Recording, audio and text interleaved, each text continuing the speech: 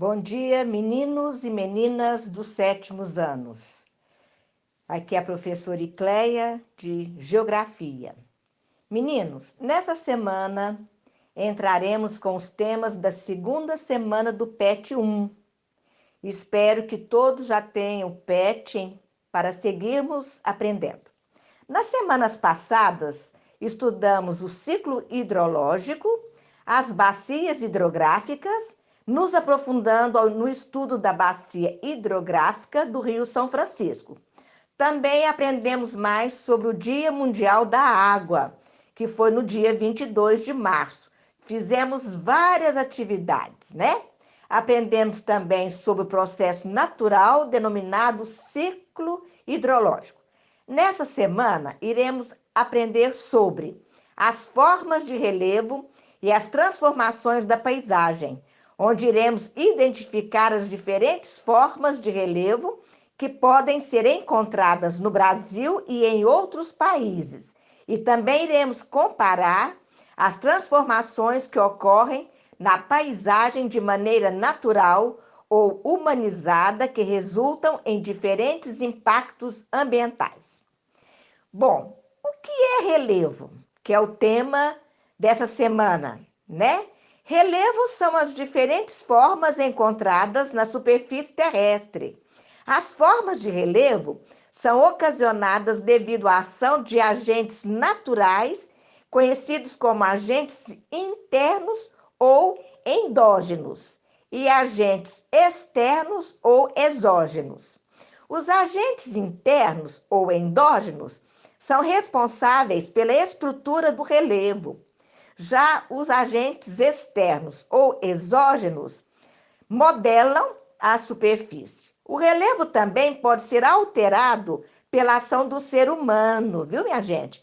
Nesse caso, pode se denominar como agente antrópico, né? Quer dizer, alterado pela ação do ser humano. Por isso, a paisagem, ou seja, a superfície terrestre, está em constante transformação.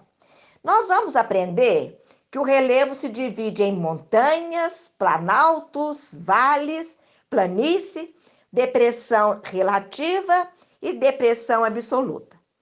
As montanhas são grandes elevações, têm relevo acidentado, com encostas íngremes, formadas pela ação das placas tectônicas. Os planaltos, que é a superfície é relativamente plana, a paisagem é acidentada, com altitudes elevadas, limitado por áreas rebaixadas, formado por processos erosivos que fornecem sedimentos para as áreas baixas. Os vales são as subcategorias do relevo. Representam uma depressão, encontram-se entre duas encostas e por eles correm cursos d'água. As planícies são áreas planas formadas pelo acúmulo de sedimentos com baixa altitude, pouco acidentado e próximas ao nível do mar. A depressão relativa são as superfícies rebaixadas em relação às áreas vizinhas.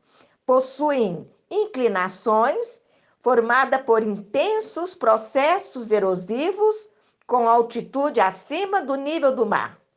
Depressão absoluta são superfícies rebaixadas, possuem inclinações formadas por processos endógenos com altitude abaixo do nível do mar. Bom, minha gente, aí está esse primeiro momento do PET semana 2, né? Eu irei colocar um vídeo para aumentar os conhecimentos de vocês, para vocês reforçarem nesses temas e aprenderem. Depois eu irei colocar aqui no grupo as páginas e os números das atividades que vocês terão que fazer, né? Então, bons estudos! Olá, bem-vindos ao canal Geografácil. Nosso planeta está em contínuo movimento. E não é só o de rotação e de translação, mas, sobretudo, na transformação da superfície, por meio dos chamados agentes internos ou endógenos e dos agentes externos ou exógenos. Assim, verifica-se nos continentes 4 formas de relevo: as montanhas, os planaltos ou platôs, as planícies e as depressões. Na formação das montanhas, o choque de placas tectônicas, das placas convergentes, promove o soerguimento ou levantamento da crosta terrestre, resultando em dobras e falhas geológicas. É o fenômeno da orogênese. As montanhas fornecem sedimentos para os outros compartimentos mais baixos, pois sofrem intemperismo e erosão. As principais montanhas ou cadeias orogênicas são os Andes na América do Sul, as montanhas rochosas nos Estados Unidos, os Alpes na Europa, o Himalaia na Ásia e o Atlas no norte da África. Os planaltos são bem mais baixos em altitude que as montanhas.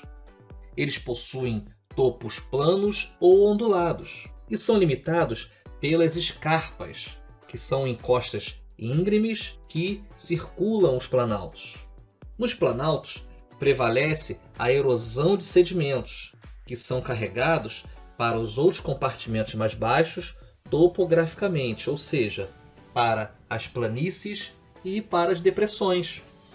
Exemplos de planaltos: a Meseta Ibérica na Espanha, o Planalto do Tibete na China e o Planalto Central brasileiro. As planícies são áreas baixas e geralmente planas, onde predomina o acúmulo de sedimento em relação à erosão. Os sedimentos são trazidos das montanhas e planaltos pela água e pelo vento.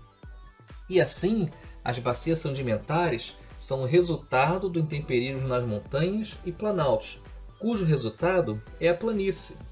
Exemplos de planície temos a Amazônica no Brasil, a planície do Mississippi, Missouri, nos Estados Unidos, a planície da Hungria na Europa e da Mesopotâmia no Iraque. Já as depressões são formas de relevo continental que apresentam altitudes mais baixas do que as formas de relevo que estão ao seu redor.